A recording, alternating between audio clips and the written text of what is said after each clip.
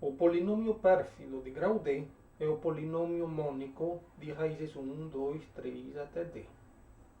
Veremos agora por que ele ganhou essa alcunha. Vamos usar o pacote Polynomials que precisa ser previamente instalado para gerar e depois resolver o polinômio pérfido de grau 10.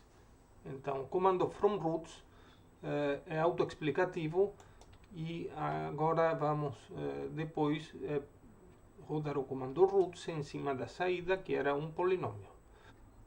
A matriz companheira a um polinômio P é uma matriz construída desta maneira para que seu polinômio característico seja igual ao próprio P.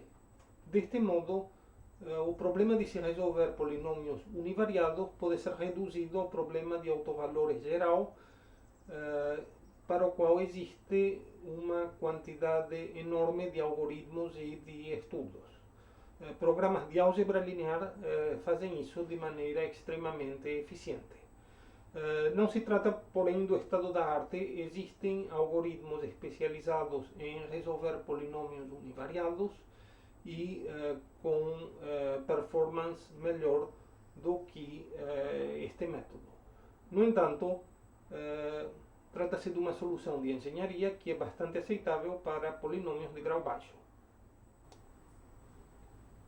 O resultado parece até razoável, mas estamos usando um formato que é float 64. Os erros normalmente são da ordem de 10 a menos 16 e esses números que aparecem aqui à direita, na expansão decimal, levantam uma certa suspeita. Para investigar, vamos calcular os erros relativos e obtemos erros da ordem de 10 a menos 10, enquanto esperávamos algo da ordem de 10 a menos 16. Para investigar o ocorrido, agora vamos aumentar o grau do polinômio, isso aqui é grau 20, e olhar para as raízes. Agora apareceram complexos conjugados. Tem alguma coisa profundamente errada com esse polinômio. Podemos a seguir plotar para todos os polinômios de grau 1 até D, os polinômios pérfidos de grau 1 até D, o maior erro relativo para esse grau.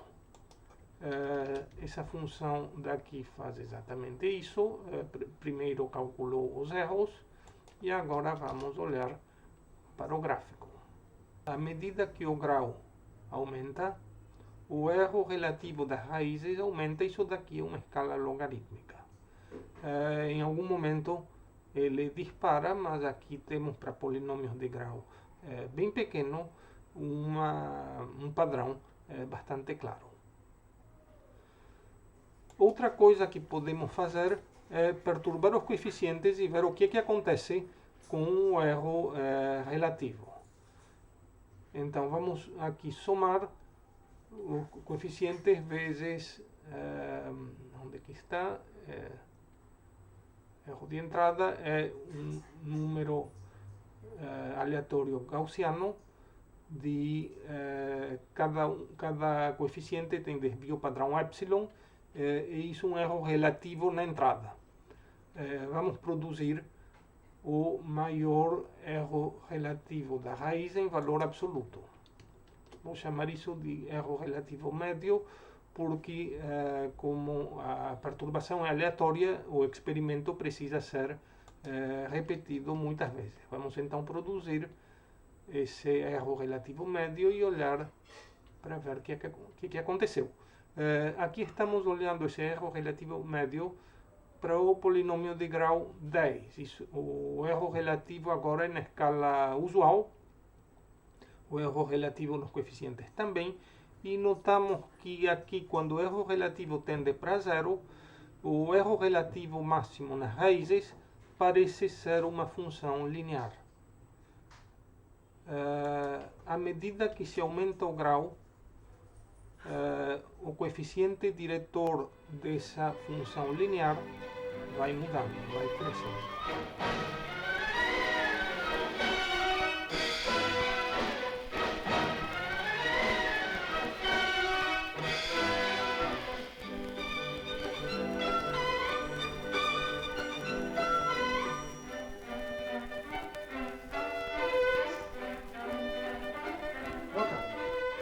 Nesta aula vamos pensar em problemas de álgebra linear ou em problemas numéricos em geral da seguinte maneira.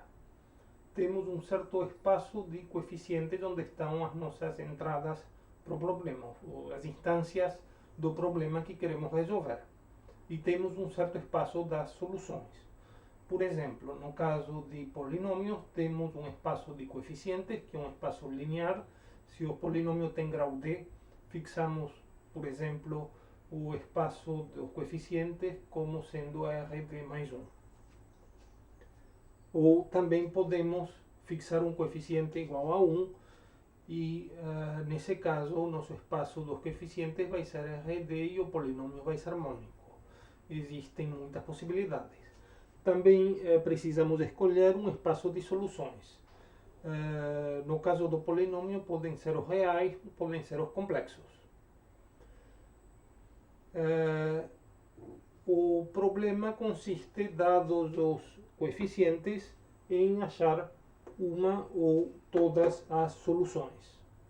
As soluções são definidas por alguma equação precisa, por exemplo, f0 mais f1 x mais f de x d igual a 0. É uma equação em f e em x. Isso define uma certa hiperfície no produto cartesiano do espaço dos coeficientes com o espaço das soluções. Temos aqui a superfície das soluções para o problema de se resolver uma equação do segundo grau. X corresponde ao termo constante do polinômio e y ao termo linear. Z, a solução. Como vocês sabem, existem duas soluções por valor do coeficiente e podemos ver isso se rodamos um pouco a figura. Se olhamos por cima, aqui olhando desde o eixo dos z's, vemos a parábola definida pelo discriminante da equação, ou seja, neste caso seria y2 menos 4x. E do lado direito dessa parábola temos duas soluções reais. Ao atravessar essa linha aqui na nossa frente, que é a parábola, aqui podemos ver a parábola, as duas soluções reais colapsam e aparecem duas soluções complexas conjugadas não reais que não estão plotadas. Observamos que nesse processo, quando as raízes reais se aproximam da parábola cuja projeção é o determinante igual a 0, a derivada de z em relação a x e y tende a infinito. Para fixar as ideias, vamos olhar para o problema de se resolver sistemas de equações lineares. Queremos resolver a vezes x igual a b. Ocorre que o computador utiliza a aritmética numérica de ponto flutuante que está padronizada e que introduz a cada passo um pequeno erro numérico, da ordem de 10 a menos 16. É um erro que é insignificante, mas que ao longo do processo também não é igual a 0, não é totalmente desprezível. Então, o que temos são teoremas que nos garantem que, se for usada a aritmética padronizada e um dos algoritmos usuais, vamos ter A mais delta A vezes x é igual a B mais delta B. E os teoremas nos dão estimativas de delta A e delta B.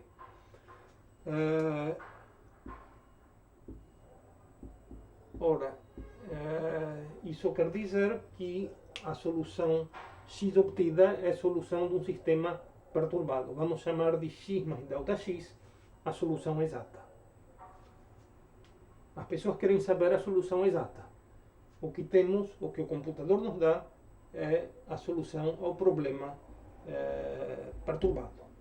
Para saber a solução exata, vamos subtrair as duas equações.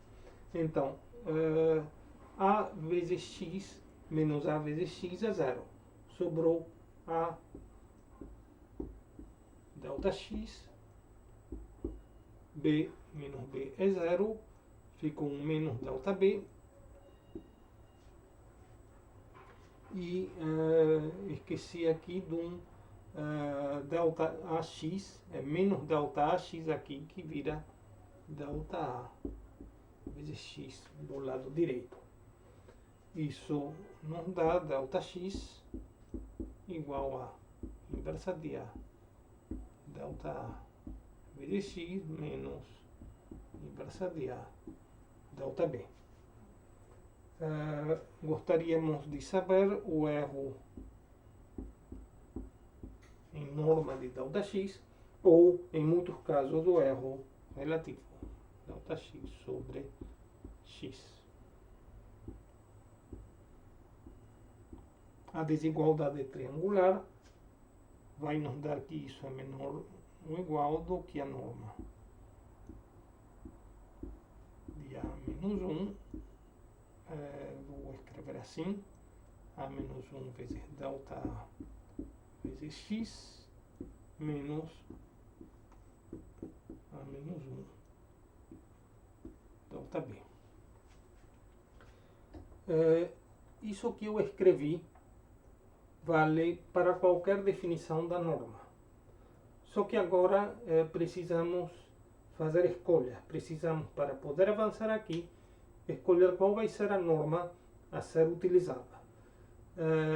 Uma classe importante de normas são as normas de operador. Elas permitem fazer a seguinte passagem. Eu posso quebrar delta A vezes x com A menos 1 delta A vezes a norma de x, que é dividida pela norma de x, e aí desaparece.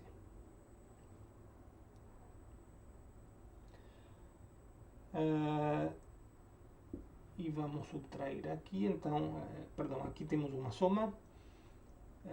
Aqui podemos ter norma de A menos 1 vezes norma de delta B, tudo isso dividido pela norma de x. E vou abaixar aqui a câmera. Podemos ir mais longe desde que tenhamos estimativas, e isso existe para a norma de delta A e a norma de delta B, sejam estimativas absolutas ou em erro relativo. Como gostamos muito de erro relativo, vamos escrever que isso daqui tudo é menor ou igual do que a norma de A menos 1 vezes a norma de A, e abro parênteses, vamos ter norma de delta A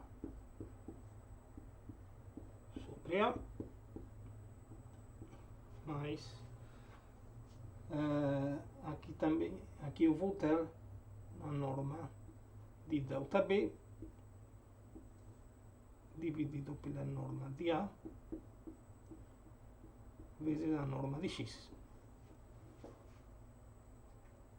Isso aqui é a norma de delta B. Para obter uma formulação um pouco mais coerente com o que eu falei, precisamos aqui dividir pela norma de B, e então eu vou ter que multiplicar aqui pela norma de B. Temos aqui, portanto, um termo que está sobrando, que é norma de B dividido por norma de A vezes norma de x. Agora, se B fosse igual a AX, teríamos norma de B menor ou igual do que norma de A vezes norma de x. E nesse caso, obteríamos uma expressão bastante mais bonita. Não temos por conta desse delta x.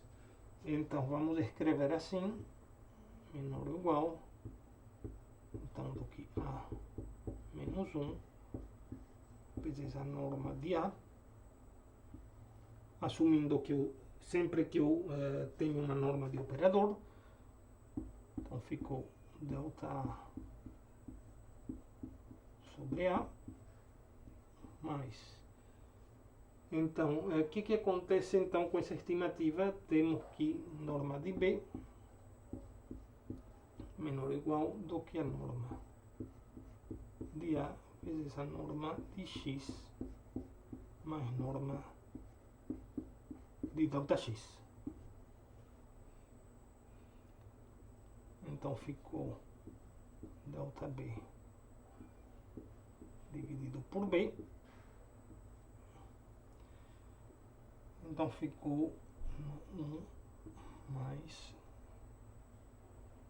norma de delta X sobre X. Podemos agora tentar passar esse termo daqui para o lado esquerdo e acabamos ficando com uma estimativa que é a estimativa seguinte. Ficamos com esse A menos 1 vezes norma de A. Aqui ficou delta A sobre norma de A mais delta B sobre norma de B, lembrando é uma estimativa, e tínhamos passado um termo de delta X sobre X para o lado esquerdo. Então aqui ficou 1 menos norma de A menos 1, norma de A, norma de delta X sobre a norma de X.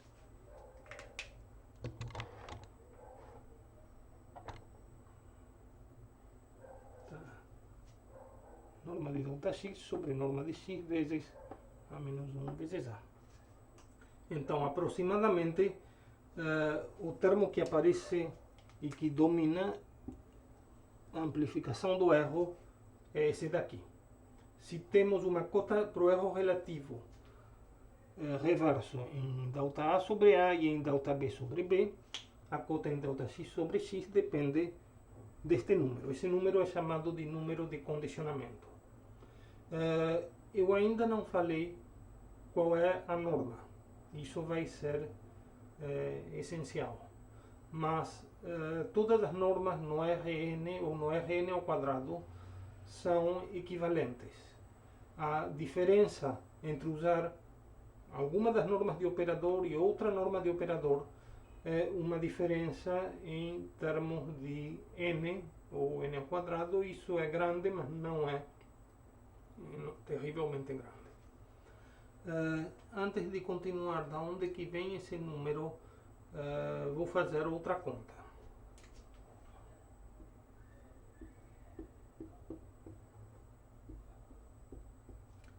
X é a inversa vezes B. Vamos derivar.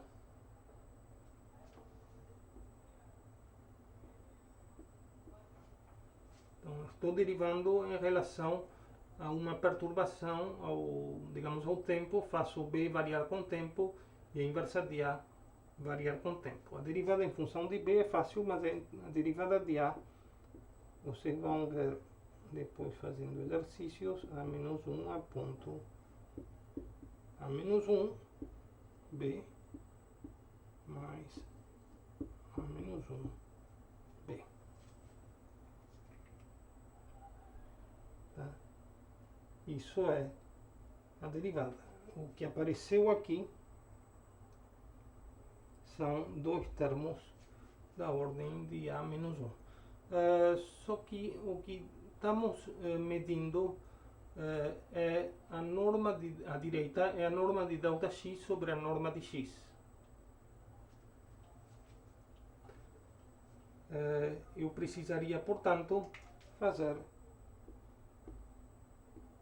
X ponto sobre X, derivada logarítmica, para ver quanto é que isso dá.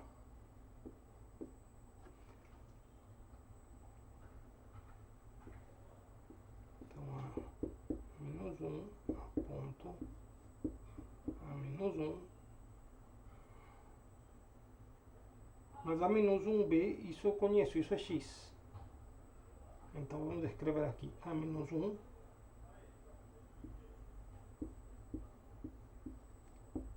a ponto.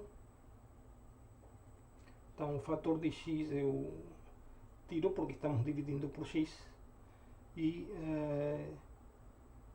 se eu quero aqui ter A ponto sobre A, eu tenho que multiplicar de novo por A.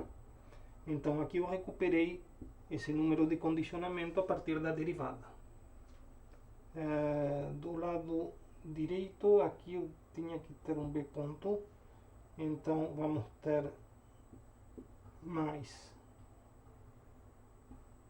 norma de A menos 1. Temos a norma de B ponto. Eu quero dividir pela norma de B, então tenho que multiplicar aqui por B. E está faltando a norma de X.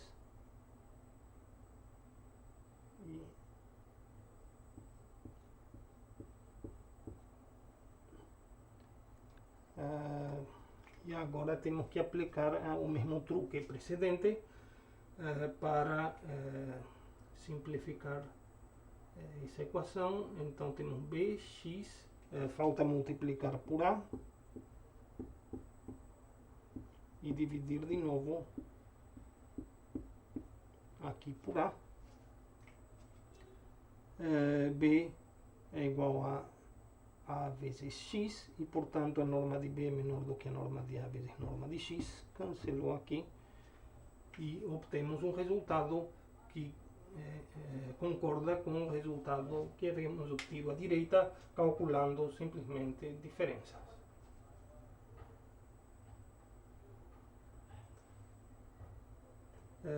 Notem que, neste caso, o que o resultado diz é que se a matriz A-1, se a inversa de A tem norma grande, então nunca vamos conseguir calcular x com boa precisão.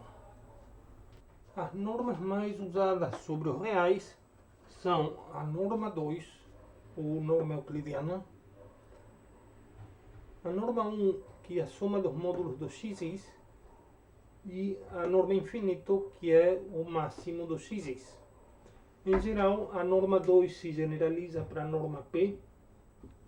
A norma P é obtida assim, pegando a raiz pésima da soma da pésima potência. A norma 1 e a norma infinito são limites da norma P, quando P tende a 1 ou a infinito.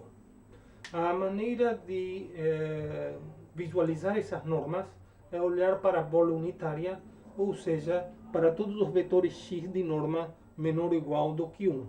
Seja na norma 1, que é essa figura aqui de amarelo, norma 2, que é a bola redonda, ou norma infinita, que é o quadrado. Existem relações entre elas, por exemplo, a norma 1 é menor ou igual do que n vezes a norma infinito, para o mesmo vetor x. E a norma infinita é menor ou igual do que a norma de 1. As normas que nos permitem quebrar o produto em norma do produto menor ou igual do que produto das normas são as normas de operador e que são definidas assim. Vamos fixar primeiro uma norma no Rn, digamos a norma estrela. Então, a norma do operador A é o supremo da norma de A vezes x, onde x está na bola unitária. E estamos usando sempre a mesma norma. Isso não é necessário, poderíamos utilizar duas normas diferentes, se valer a pena. Muitas vezes é mais prático usar sempre a mesma norma de operador e não se preocupar com qual norma é usada em cada etapa do produto. Nos casos clássicos, que são a norma 1, a norma infinita e a norma 2. A norma 1, a norma de um operador é o máximo sobre todas as linhas da soma do módulo das colunas. Aqui eu errei e aqui também. No caso da norma infinita, a norma de operador é o máximo sobre todas as colunas da soma ao longo das linhas. Para entender a norma de operador 2, precisamos aplicar o teorema da decomposição em valores singulares. Escrevemos A igual a U vezes uma matriz diagonal positiva com coordenadas não crescentes, vezes V transposta, onde U e V são matrizes ortogonais. Esse era o teorema da SVD, e a norma de operador é invariante por multiplicação por matrizes ortogonais. Essa é a grande vantagem da norma de operador 2, da norma 2. Senão, utilizaríamos sempre a norma 1 ou a norma infinito. Mas a ação do grupo ortogonal é uma vantagem que muitas vezes compensa a facilidade de se calcular a norma 1 ou a norma infinito. Pois bem, se decompomos a matriz A em valores singulares, a norma 2 é o maior valor singular. Existe outra norma que é muito importante, mas que não é norma de operador, que é a norma de Frobenius. A norma de Frobenius é igual ao somatório dos A e J em módulo ao quadrado, raiz quadrada de tudo isso. Também pode ser escrita como a norma 2 do vetor dos valores singulares.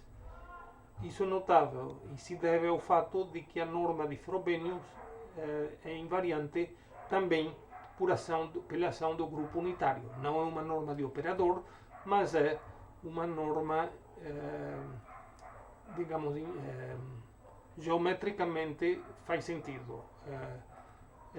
Isótropa, não muda se aplicamos uma mudança de coordenadas ortogonal. Teorema. Seja A uma matriz, então a norma da inversa de A é igual ao mínimo da norma de ΔA, tal que A mais ΔA é singular, ou seja, a norma da inversa de A é igual à inversa da distância ao conjunto das matrizes de determinante zero. Isso é uma interpretação geométrica da norma da inversa de A. Esse teorema foi provado em 1936 por Eckart e Young, que introduziram no mesmo artigo a decomposição por valores singulares. É um artigo de estatística e está bem escrito, vale a pena ler. Bom, a prova é fácil para nós. Vamos começar com a decomposição em valores singulares de A, o teorema da SVD, que já conhecemos. Eles tiveram que inventar. Então, A é U vezes matriz diagonal vezes V transposta, e U e V são ortogonais, não afetam a norma. Então, a norma da inversa de A é 1 dividido por sigma n. Agora eu vou dizer qual é a perturbação otimal. ΔA é U vezes a matriz diagonal com zeros e menos sigma n embaixo, e depois VT. A mais U tem decomposição, tem valor singular enésimo igual a zero. Que aqui isso prova, bom, isso prova então que o mínimo da norma de ΔA na norma 2 é menor ou igual do que essa perturbação, que era sigma n, ou 1 sobre a norma de E-1, norma 2. Tá? Provamos esse sentido aqui. Agora, vamos assumir que ΔA tenha uma norma menor do que sigma n. Então, isso quer dizer que,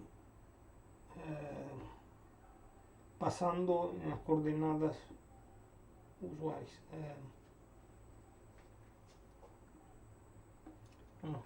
vou escrever assim.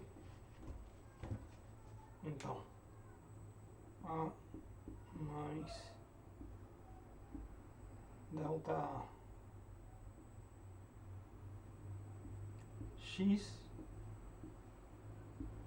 em norma é sempre maior ou igual do que a norma de A, x menos a norma de delta A vezes x,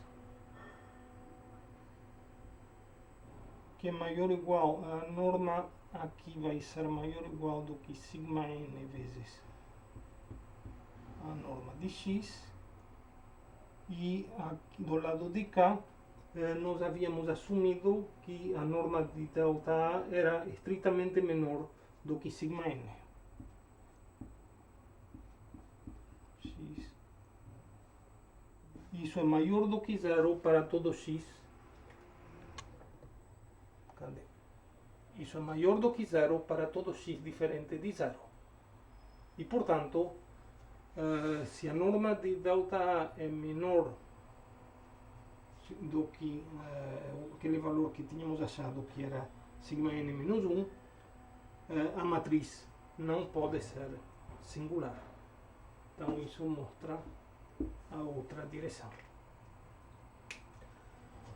Isso tem consequências importantes no que diz respeito a números de condicionamento.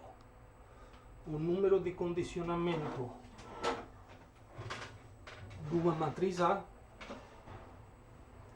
é menor ou igual, eu deveria dizer aqui que é igual do que 1 sobre o mínimo da norma de delta A sobre A. Eu não sei ao certo o que é a esfera unitária da norma 2, mas no caso da norma de Frobenius, sabemos o que é. Então, se eu escrevo assim, o que temos é uma interpretação do número de condicionamento em função de uma distância na esfera. Isso nos leva a uma formulação um pouco mais geral e bem mais poderosa, sempre e quando tenhamos alguma generalização do teorema de Eckhart-Young disponível. Pode não ser uma igualdade, pode ser uma desigualdade, pode ser uma estimativa, mas isso é conhecido em muitos casos. Então voltamos ao retrato do problema com os coeficientes, as soluções e a superfície dos pares coeficientes com uma solução respectiva. Em muitos pontos a solução é diferenciável em função dos coeficientes. Temos uma função implícita local. Quando a derivada dessa função implícita tem uma norma alta, dizemos que o problema é mal condicionado. Erros relativamente pequenos nos coeficientes produzem erros significativos nas soluções. Quando essa derivada é infinita, dizemos que o problema é mal posto. De fato, estamos numa singularidade, num ponto crítico da superfície, não é possível continuar para o outro lado.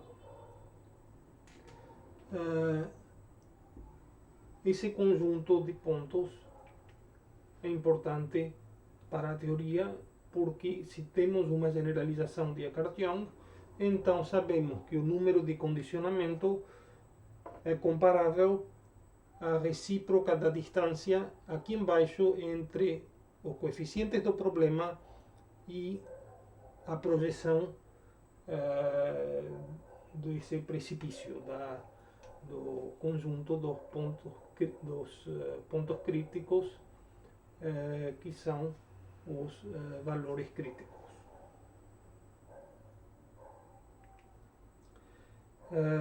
Então, o que podemos fazer a seguir é estimar volumes de vizinhanças tubulares desta superfície e com isso tentar obter estimativas em probabilidade do número de condicionamento ser alto. Podemos também, em alguns casos, obter estimativas da média do número de condicionamento. Então, embora o número de condicionamento possa ser arbitrariamente alto, com hipóteses convenientes sobre o problema, a probabilidade disso acontecer é pequena. Podemos utilizar também esse tipo de teoria para calcular o tempo médio, o tempo esperado de um algoritmo randomizado para executar certas tarefas de álgebra linear ou não linear. Enfim, existem muitas possibilidades abertas e esta é uma área relativamente nova. Para encerrar, quero mencionar um problema que é notável do ponto de vista do condicionamento, que é o problema de autovalores simétrico. Partimos de uma matriz simétrica, A igual a A transposta. Então vale o teorema espectral. Podemos escrever A como Q lambda, Q transposta, onde lambda é uma matriz real diagonal. Digamos que apliquemos uma perturbação aos coeficientes de A. O que acontece com d lambda? Para saber isso, vamos derivar. Uma maneira de derivar é essa daqui. Que ponto lambda qt mais que lambda ponto qt mais que lambda qt ponto. Aqui temos uma transposta, vou mexer isso aqui. Faz mais sentido para entender o que acontece olhar para que transposta a ponto Q. Pois agora temos que transposta Q ponto vezes lambda mais, vou deixar esse termo para o final, lambda qt Q ponto mais lambda ponto. E agora, se vocês estão lembrados, quando Q é ortogonal, a sua derivada qt Q ponto é antissimétrica. Então, isso é fácil de ver. É só derivar a identidade Q transposta Q igual a identidade. Então aqui obtemos uma matriz antissimétrica, vou chamar de A, não posso chamar, mas vou chamar de W. Então temos W lambda menos lambda W mais lambda ponto W é antissimétrica. Então podemos ler lambda ponto dos coeficientes desta matriz, ou seja, a norma da derivada da função implícita dos autovalores é 1. O problema de autovalores simétricos, apenas autovalores, é bem condicionado. Agora, se queremos saber os autovetores, aí a história é diferente. Precisamos aqui achar W em função dos coeficientes aqui da esquerda na matriz, e quando vocês fizerem as contas, vocês vão achar uma expressão com as diferenças lambda i menos lambda j no denominador.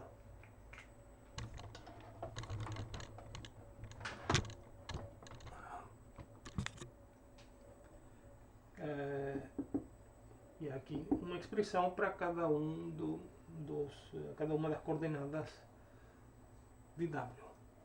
Isso significa que quando houver autovalores próximos, o problema é mal condicionado. Se forem iguais, Bem, então esta descomposição aqui em cima não é única. E o problema é mal posto.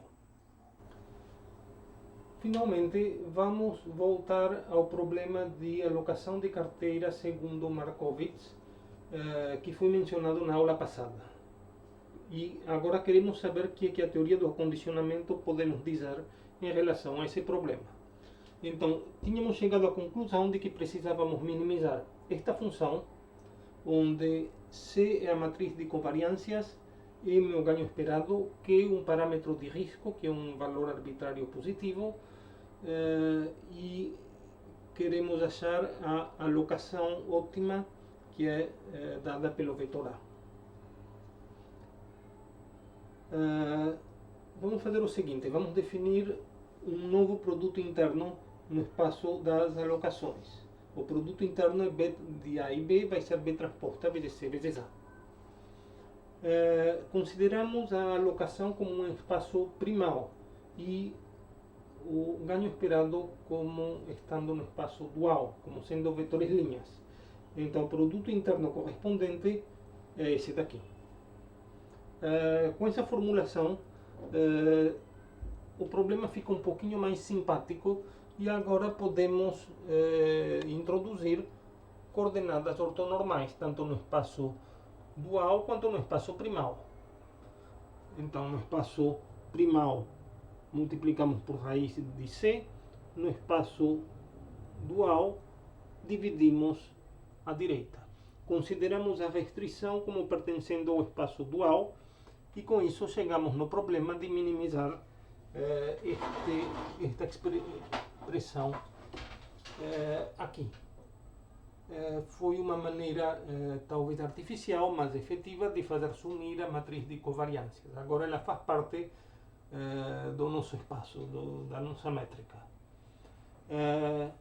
Refazendo a formulação dos multiplicadores de Lagrange, chegamos a este problema linear.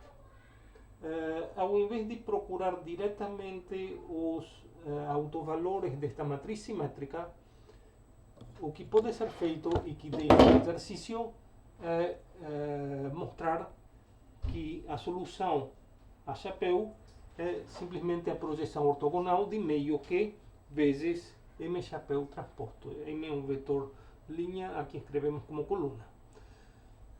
Desta maneira, o condicionamento absoluto de A seria de meio Q, só que na métrica das covariâncias.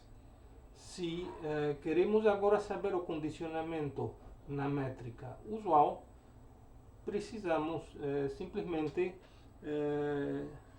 multiplicar ou dividir por C, onde for necessário. Então temos a chapéu, se queremos A, temos que dividir por raiz de C. Lá precisamos multiplicar e isso vai introduzir um certo condicionamento que vem dos autovalores da matriz de covariância.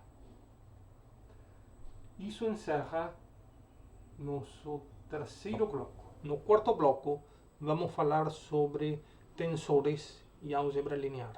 Vamos falar sobre processamento de som e de imagens, inclusive de vídeo. E vamos também falar sobre como multiplicar inteiro rápido usando álgebra linear. Boa noite.